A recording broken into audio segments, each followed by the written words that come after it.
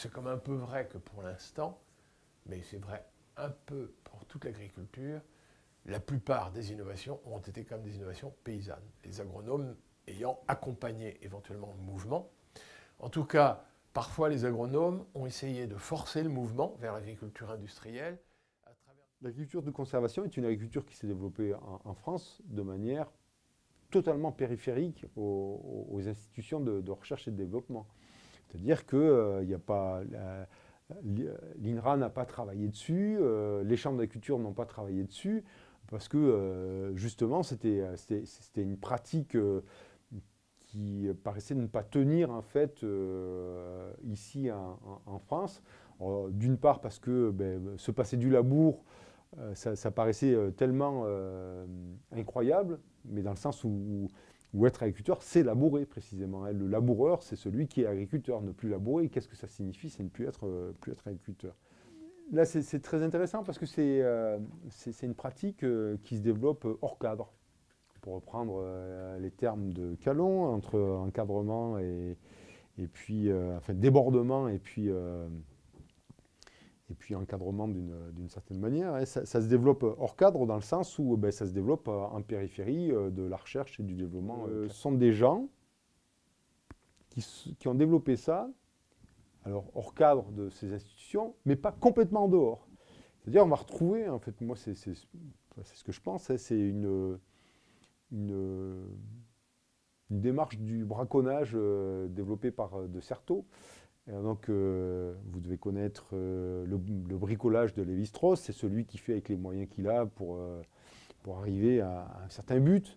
Donc, c'est ce qui oriente la pratique, c'est les moyens qu'on a. Après, voilà, et ce n'est pas l'objectif en soi. Et le braconnage de Certeau, il est intéressant parce que c'est comment, en fait, donc il développe ça à partir de Lévi-Strauss, mais le braconnage, c'est comment des personnes sont allées capables d'aller piocher à droite et à gauche différents éléments pour faire quelque chose qui tienne pour eux. Et d'une certaine manière, en fait, les agriculteurs en agriculture de conservation, ils font du braconnage institutionnel. C'est-à-dire, ils sont pas franchement en dehors des institutions, mais pas franchement dedans. C'est comment la recherche reste en dehors de l'agitation des agriculteurs et puis pond de son côté des systèmes de production sans s'inquiéter de ce qui émerge, en disant ben voilà, on teste, on éprouve, et puis après, regardez ce qui convient ou pas. Est-ce que ça, c'est encore possible lorsque finalement, lorsqu'on s'intéresse à l'émergence de systèmes alternatifs à une agriculture conventionnelle, eh bien, on s'aperçoit que ça déborde de création hein, dans le monde agricole. Il y a plein de choses qui sont inventées, qui sont créées pour justement répondre à des objectifs de respect de l'environnement. Ça c'est un point très important, la question de la place des savoirs locaux enfin, dans ces modèles alternatifs, parce que ça, tous les modèles alternatifs pratiquement le revendiquent. Et c'est enfin, oui, beaucoup revendiqué, et c'est vrai que c'est très intéressant. On peut faire une petite distinction là-dessus. Alors, enfin, je veux dire, les semences fermières, etc., ou la sélection participative revendique aussi ça, par exemple. Il y a des tas de domaines qui revendiquent ça. Il y a une différence que l'on peut faire entre est-ce que c'est un retour à des savoirs traditionnels ou est-ce que c'est une création de nouveaux savoirs avec les paysans, ce qui est pas tout à fait la même chose. Et effectivement, si on est dans une vision de l'innovation comme étant une invention scientifique qui serait traduite puis appliquée, qui deviendrait une innovation, donc une situation très descendante, on peut considérer que ce ne sont pas des innovations et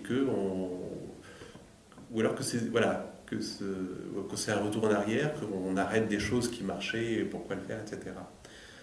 Il y a encore bien sûr une partie, enfin c'est une vision, cette vision moderne, de la modernisation agricole finalement, à structurer tout le développement de l'agriculture depuis l'après-guerre et même avant, et date du siècle des Lumières, donc c'est extrêmement ancré, et en ce sens elle existe effectivement.